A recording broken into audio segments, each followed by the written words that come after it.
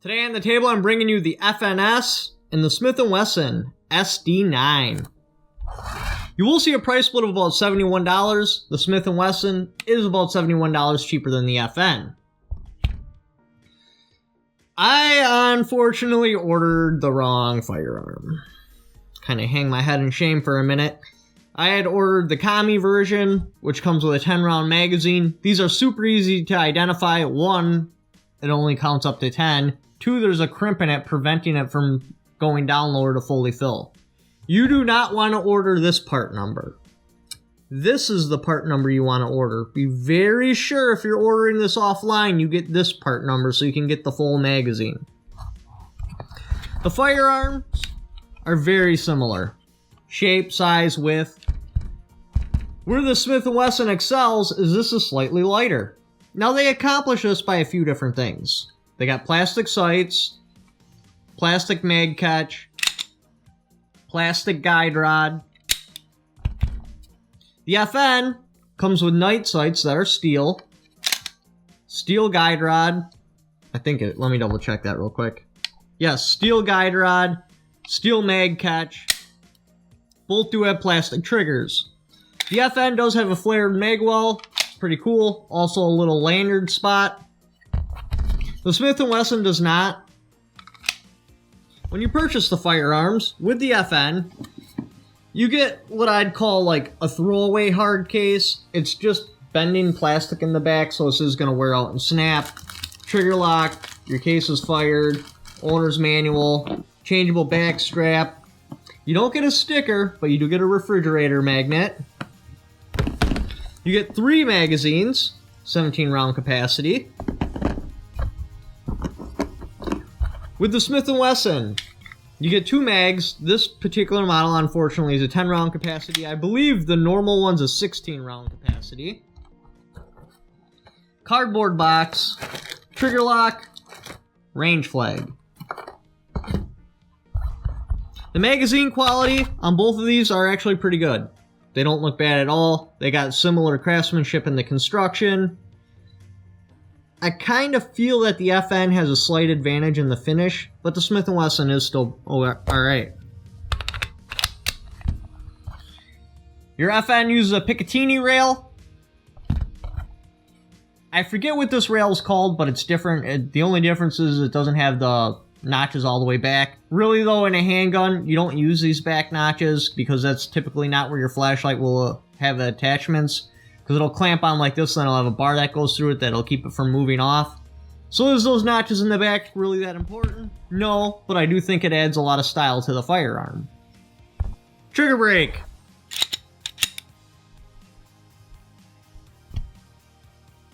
SD9. This is a very long, very heavy trigger brake.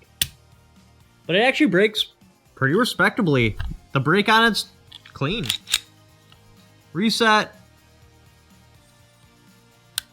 Right there. Very heavy again, very long. And then a brake. FNS.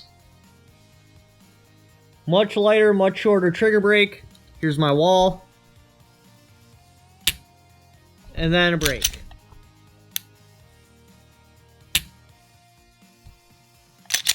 Here's a reset. Nice firm wall, and a brake again. Both these have advantages. This brakes much cleaner. Well, I shouldn't say much cleaner. It brakes cleaner than the FN. So this, for one single precise shot, as long as I have plenty of time to make it, it's going to be a more accurate shot. This has a lighter, shorter trigger, so in a string of shots, I would be better with this.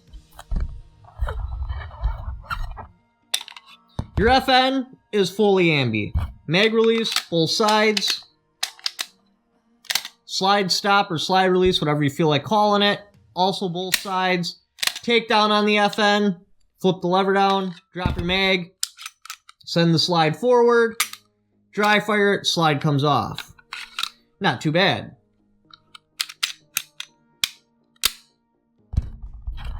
The Smith & Wesson is a Glock setup, but these tabs are too small to really hit. you can hit them, but they're tough.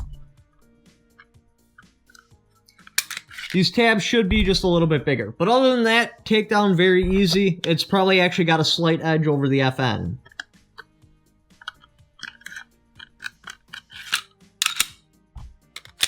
Controls from your normal shooting position. Slide release and or stop, whatever you feel like calling it. Very easy to hit. It's actually pretty nice. You got a nice big paddle to push down on. Mag release. It's doable, but it's really hard because I got this raised up plastic right there. Very tough to hit. FN. Slide release. It is doable. Mag release, very easy to hit. This is what I'd like to see. This is how I like my mag release. Sights, you do have a white 3-dot sight on the Smith & Wesson. Not too bad. FN, you do get night sights. Unfortunately, they're the wrong color. They're all the same color. Where these are shorter sights, it's harder to do, but it's still possible. Say for whatever reason, you're pieing out your house. There's something there, you come back in, you go to pie it out again, and your head isn't quite following the firearm right. You could mistake one of these back sights for a front sight post, sending your shots off. I would like to see them a different color, but it is nice to have night sights, period. Is that a probable scenario of what could happen? Probably not likely, but this firearm is particularly bad.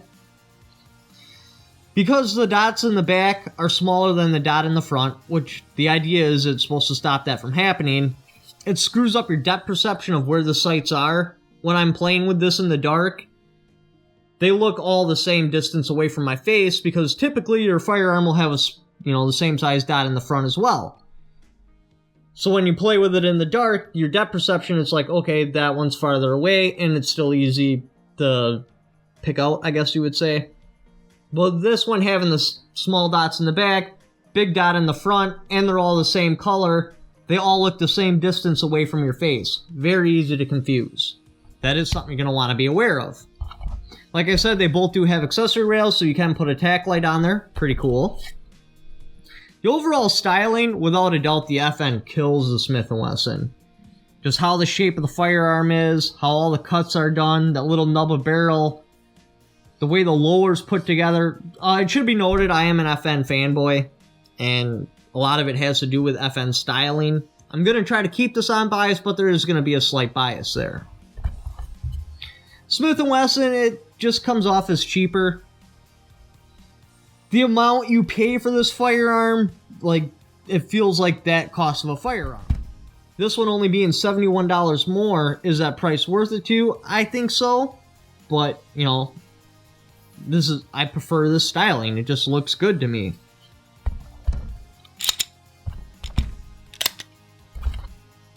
Both use polishes on the freed ramp. They are about equal. So which one would I pick?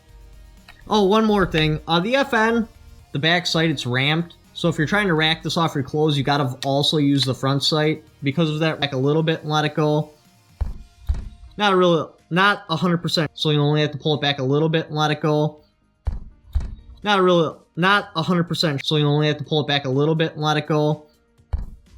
Not 100%, so you only have to pull it back a little bit and let it go. Not 100% sure, you only have to pull it back a little bit and let it go. Not 100% sure, you only have to pull it back a little bit and let it go. Not 100% sure on that. The actual serrations on the slide, they are very different. The Smith & Wesson uses a much larger spacing in their slide serrations. It still grips your hand pretty good, and they are cut at the right angle. If you have them straight up or canted back, because of how you rack your firearm, if for whatever reason your hands are sweaty, bloody, whatever, it's easy to slip off. This firearm does not have that problem. Same with the FN. They are cut at the proper angle. They are much smaller. I kind of feel like I get a better grip on the Smith & Wesson, but these are still grippable. So which one would I pick? Well, they both have advantages. One, this is lighter. Two, it's cheaper. This is built a little bit more robust. I like the styling better. I like all black firearms unless it's one that I'm intentionally making flashy, like a single action or something like that. That I would like shiny with a bunch of scrolling, but for the most part, I like black firearms. I would probably actually pick the FN if I have the extra $70. You get an extra magazine, changeable back straps, and a little bit better case. But I'm not saying this is a worse pick. It's just...